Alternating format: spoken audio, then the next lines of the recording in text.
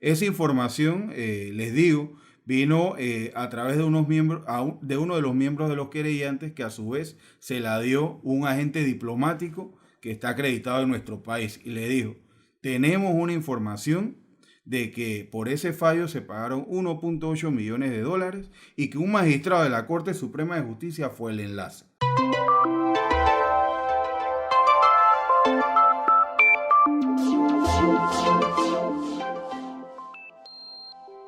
Saludos, queridos oyentes del diario La Prensa. Bienvenidos al podcast Página 2. Les saluda Mónica Palm, subdirectora de La Prensa.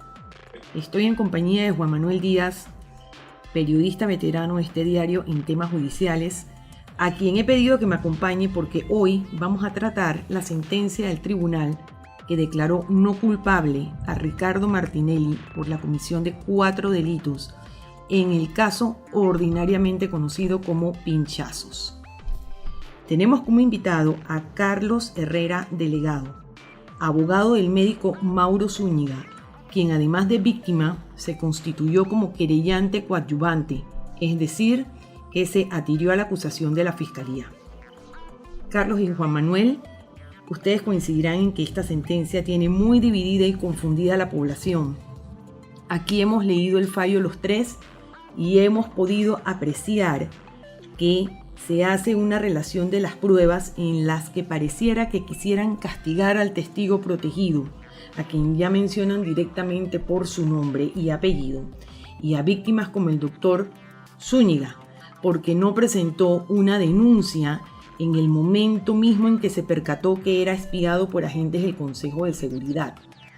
Lo notable en el caso del doctor Zúñiga, Carlos, es que él declaró en el juicio y también declaró el agente que llevaba a cabo estos espionajes. Zúñiga reconoció cómo se dio cuenta de que era espiado y el agente también admitió todo esto frente a los jueces, pero los jueces pareciera que no valoraron estas afirmaciones. Sí, ¿qué tal, Mónica, Juan Manuel y al resto de los que nos escuchan? En efecto, de esta sentencia podemos decir muchas cosas, pero yo resumiría esta sentencia como una sentencia de muchas páginas, pero con muy o casi nula calidad. Mire, frente al doctor Mauro Zúñiga, y en especial en el apartado de los seguimientos y vigilancias no autorizados que a él se le dieron, el tribunal denota de que aunque él describe ese hecho y hay una persona que se hace responsable por ese hecho y adjudica que ese seguimiento lo hacía por órdenes directas del número uno, en este caso el expresidente Martinelli, el tribunal señala que debido a que Mauro Zúñiga no presentó la denuncia en su momento, ellos no pueden certificar pues que este hecho se haya dado. Miren, más apartado de la realidad, eso no puede estar. El seguimiento que se le dio al doctor Zúñiga y a su familia, porque no fue solamente a él, fue un seguimiento continuo que se daba desde su puesto de trabajo a su domicilio y se daba muchas veces en su casa de descanso en el interior. En su momento, el doctor Mauro Zúñiga presentó una denuncia pública cuando se percató de esto ante los medios de comunicación en un programa radial, más específicamente en el caso del seguimiento a su esposa, que se da en la casa de playa que ellos mantienen. La esposa se acerca al cuartel de policía del área de San Carlos y allí se toma un reporte de esta situación. Pero bien, no es menester o no es obligación la presentación de una denuncia inmediata para que un hecho se compruebe. En este caso, el hecho delictivo fue puesto de manifiesto por el doctor Zúñiga en 3 momentos puntuales. En el primero, cuando presenta la querella criminal, el doctor Mauro Zúñiga logró contar con la representación judicial de este servidor y de un conglomerado de abogados que lo representamos, precisamente porque denuncia de manera formal ante la Corte Suprema de Justicia estos hechos, así como la invasión a su intimidad. Esta situación la ratifica específicamente en el caso de los seguimientos en 2 momentos, cuando presenta la denuncia o su ampliación en la Fiscalía Auxiliar y cuando el caso pasa a la Corte, vuelve y lo ratifica ante el magistrado Harry Díaz. Y más importantemente, en el acto de juicio oral, frente a los 3 jueces que han emitido esta nefasta sentencia, él explica con lujo de detalle cómo él puede dar fe de que fue seguido y cómo se dieron estos hechos. Ese momento, frente a los 3 jueces, es lo que constituye ese testimonio como prueba. Entonces, si él manifiesta esto y hay un agente que también da una entrevista y luego frente al tribunal de juicio oral manifiesta la situación y dice, es verdad, yo seguía al doctor Mauro Zúñiga y lo seguía para intimidarlo. Es más, dice, mi seguimiento no es el seguimiento habitual que le damos a otra persona. Mi seguimiento era un seguimiento malicioso con la intención de que él supiese de que estábamos allí, que lo vigilábamos y que viviera torturado en ese sentido. Y explica cómo ese seguimiento se hacía. Es más, recuerda y vale la pena hacer la salvedad que una de las preguntas puntuales que se le hace a Júbilo Grael, que es el agente del Consejo de Seguridad, que hace ese seguimiento y lo acepta, yo le pregunto, señor Júbilo Grael, dígame la dirección donde usted hacía el seguimiento, y resulta que me narra con lujo de detalle el domicilio del doctor Zúñiga. Es decir, no cabe duda alguna que él de verdad hacía el seguimiento. Si hay una persona que señala un delito y hay otra que reconoce haber cometido el delito, entonces no hay duda de que el delito se ejecutó. No hace falta ningún otro medio para eso. Hay un delito y hay una persona que se hace confesa y dice quién se lo ordenó. ¿Por qué no valorarlo en su momento durante la audiencia si está la plena prueba de la presentación tanto de la denuncia a medios de comunicación y ante el magistrado juez de garantía? ¿Por qué rehusarse a valorar esto como una prueba? Precisamente el desconocer la validez de esta prueba es lo que hace, entre tantas cosas más, que este fallo sea un fallo incorrecto, sea un fallo que entra en francas violaciones de las disposiciones legales y hace que sea un fallo que a su vez no hace justicia a lo que realmente ocurrió en ese juicio. Para estos jueces pareciera que en ese juicio no se hizo nada, no hay ninguna prueba que según la óptica de ellos haya resultado válida o correcta. Parece que no hubo nada. Es más, es tanto el asunto de que pareciera que tampoco la defensa hubiese hecho nada. Pareciera que hay todos los que participamos por casi 5 meses, fue a perder el tiempo porque no se presentó nada y ellos simplemente todo lo que se hizo no valía para nada. Okay. En la sentencia también se puede leer que no se acreditó la ausencia de autorización judicial para efectuar las interceptaciones de telecomunicaciones. Con eso yo puedo entender que hubo interceptación, solo que estas no habrían sido ilegales.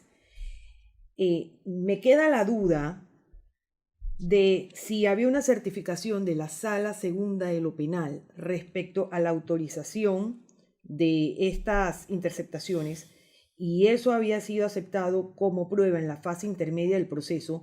¿Por qué eso no llegó al tribunal de juicio? Sí, mire, hay que hacer una explicación que es fundamental para entender el tema de las autorizaciones judiciales sobre la interceptación de comunicaciones. Miren, el Consejo de Seguridad, cuando es autorizado para realizar una interceptación de comunicaciones, esto se refiere a una autorización específicamente para interceptar una comunicación oral, es decir, un número de teléfono. La Sala Segunda de lo Penal, cuando autoriza interceptaciones de comunicaciones como tal, no autoriza correos electrónicos, no autoriza mensajería instantánea, no autoriza correspondencia como tal. La autorización en materia de correspondencia que también consagra la ley procesal se refiere a la correspondencia escrita en papel, no a la correspondencia digital.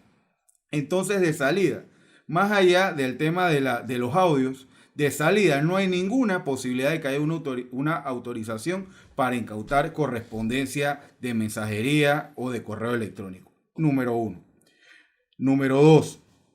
Con respecto a la ausencia de una autorización para la interceptación de líneas telefónicas, esa prueba se presentó. Concretamente, en la fase intermedia, el magistrado Díaz presentó una misiva que le presentó a su vez a la sala penal, donde les pedía pues que certificaran de todos los números de teléfonos descritos que correspondían a cada una de las víctimas si había una autorización judicial para ellas. Esa misiva es contestada por la Sala Segunda de lo Penal de manera negativa, es decir, ellos afirman que de la lista no hay ningún número, escúchese bien, ni uno solo que tuviera autorización judicial. Esa prueba entra al juicio. Cuando esa prueba se va a leer en el juicio, la defensa que no la había objetado en la fase intermedia objeta su incorporación. Y el tribunal de juicio, desconociendo una orden directa de un juez de garantía, que no solamente es juez de garantía, sino que es una orden que fue ratificada por la Corte Suprema de Justicia en pleno, cuando el proceso baja de la jurisdicción de la Corte a la jurisdicción ordinaria, desconociendo ese mandato, ellos la suprimen. Bueno, es el mismo tribunal que luego alega que por falta de esa prueba no se pueden acreditar que las interceptaciones fueron ilegales. Es que precisamente ellos suprimen la prueba y después hacen gala de que la misma falta. Pareciera, y es una de las cosas que ponen en entredicho, la independencia y la imparcialidad del tribunal de juicio. Porque esa prueba estaba, no fue que hubo negligencia por parte del Ministerio Público o del magistrado fiscal y que nunca hicieron nada. No, la prueba estaba. Y de manera arbitraria, porque no tenían esa facultad para suprimir la prueba, el tribunal es la que la erradica y después resulta muy sencillo decir que no existía la prueba. El tribunal no se refiere en muy buenos términos al testigo protegido. Es más, lo califican como un testigo sospechoso y también se refieren a la participación de él en el estrado. Ustedes dos estuvieron ahí presentes cuando esta persona fue y se presentó. ¿Qué pueden contar al respecto? O sea, de cómo fue la actuación de este testigo al momento de declarar. Bueno, en mi caso, cuando yo estuve dentro de la audiencia y vi al testigo protegido que se despojó de su indumentaria que mantenía su anonimato y comenzó a hacer un relato bien detallado y pormenorizado de las cosas que se hacían en el edificio 150, de cómo se elegían los blancos que supuestamente los asignaba Ronnie Rodríguez. Me pareció bastante auténtico, me pareció que estaba diciendo cosas de las que él participó y vio a otros hacer prácticamente lo mismo. O sea, y básicamente también está admitiendo la comisión de un delito frente al tribunal, a pesar de que no se le puso ninguna advertencia sobre ese riesgo, pero me pareció que su testimonio fue bastante certero y legítimo. No sé cómo usted lo vio, licenciado. Sí, mire, nosotros desde el punto de vista legal, lo primero que debemos establecer es que para nosotros el testigo protegido, al despojarse de su máscara y ese velo de la reserva de su identidad, eso primero que hace, yo creo que es lo que da la mayor credibilidad para él. ¿Por qué? Porque si él se mantiene bajo el anonimato, muchas situaciones que ahora se cuestionan no hubiesen podido ser cuestionadas. Pero él lo hace precisamente para que se sepa con conocimiento de causa por qué él conocía cada uno de los detalles. Y es así como, totalmente compartiendo la opinión del amigo Díaz, logramos conocer el relato paso por paso. Un relato que es tan detallado que no creo que haya capacidad de inventarlo. Es un relato que él vivía, eso se leía en lo que es el lenguaje corporal que él manifestaba, cómo nos desarrollaba todas esas instrucciones que recibía y episodios directos, porque yo creo que es una de las cosas que aquí no se ha señalado en este fallo, que él relata dentro de alguna de las varias sesiones en las que rindió testimonio, que en algún momento inclusive él entregó parte de ese espionaje que él realizó directamente en sus manos al expresidente y acusado en este caso. Pero este testigo, para el tribunal, pierde credibilidad supuestamente por la protección laboral que él se le brinda, donde se le cambia pues por un trabajo en mejores condiciones. Si ese es el método o ese es la vara de medir, que se le brinden protecciones adicionales a un testigo protegido, y es lo que lo pone en materia sospechosa, yo creo que aquí nadie va a querer realmente prestar testimonio en una causa tan apremiante, donde pueda haber riesgo por la persona que es investigada, porque según estos jueces, pues esa persona que es protegida no puede tener ningún tipo de protección o de velo adicional al de la preservación de su identidad. Y creo que es algo sensitivo. Pero en resumen, para nosotros el testigo protegido hizo su trabajo. Lo único cuestionable, porque hay que ser objetivo y decir las cosas como son, quizás puede ser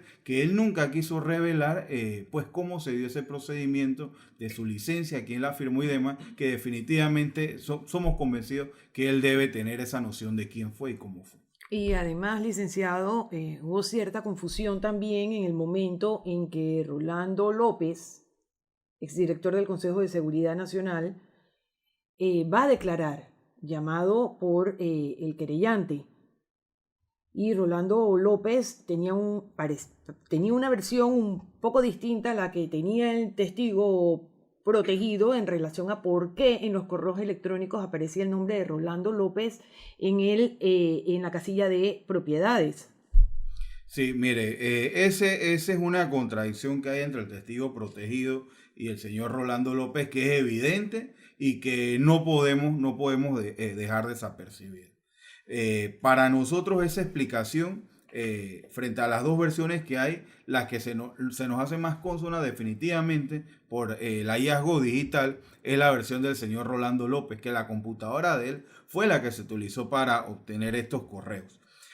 Sin embargo, de que haya sido su computadora o no, no debilita para nada la fidelidad de los correos electrónicos y de los archivos, porque ese trabajo no le correspondía certificarlo ni a Rolando López, ni siquiera al testigo protegido, le correspondía a las víctimas certificar si lo que estaba allí era de ellos o había sido manipulado o simplemente lo desconocían. Y en una de las casi nulas cosas buenas que tiene ese fallo está de que el tribunal dice así que tiene certeza de que las correspondencias eran de las víctimas.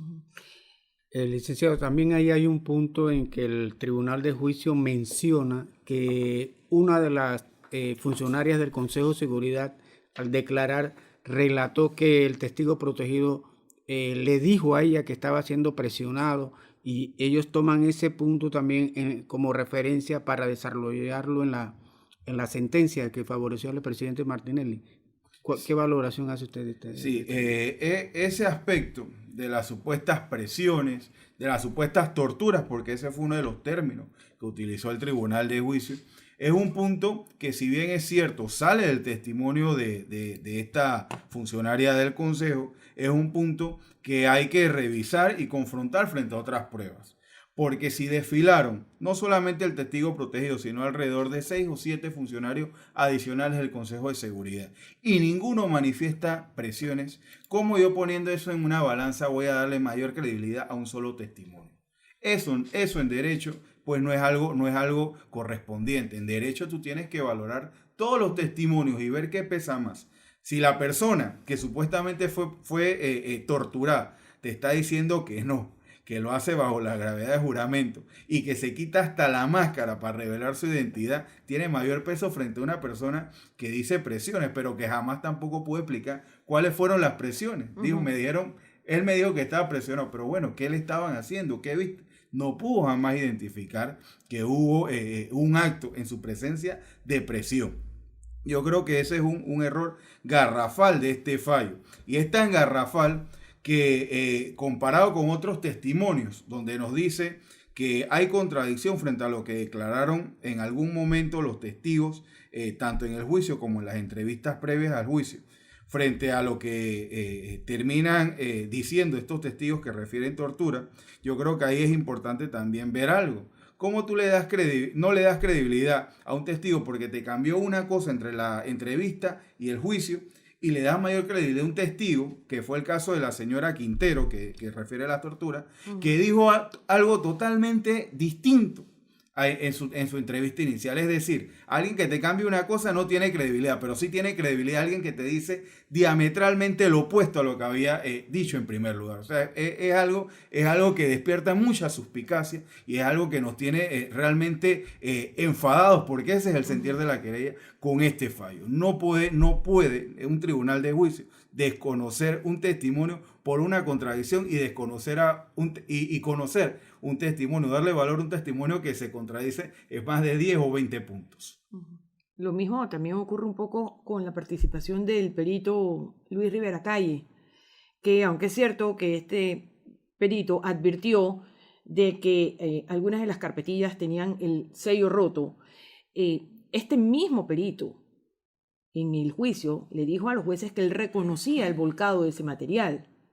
O sea, que ese volcado, ese material no fue alterado o regrabado, y también están las víctimas que reconocían sus mensajes. Sí, es así. Con el perito Luis Rivera Calle, si bien es cierto, en algunos momentos puntuales en su participación dentro del juicio, él reconoció que la evidencia digital, en este caso los discos, pues CD y DVD, algunos de ellos no tenían los sellos o los tenían vulnerados. No menos cierto es que él dijo: yo tendría, para poder confirmar si está lo que yo grabé, yo tendría que verlo. Y nosotros hicimos por espacio de cerca de un mes el ejercicio archivo por archivo. Y ninguno de esos archivos él pudo decir que no eran iguales a los que él en su momento volcó en esos discos. Es más, hace el ejercicio también, en vista de que no existieran dudas, hace el ejercicio con el papel. Se le pone los 7 cuadernillos y a los 7 cuadernillos da igual respuesta. Es lo mismo que yo imprimí en su momento. Es decir, no había nada nuevo, no había nada cambiado. Y una de las cosas más importantes, porque la memoria de cualquier persona, incluida de un perito, en algún momento puede traicionar, es que el ejercicio que se hizo en digital fue proyectado en las pantallas.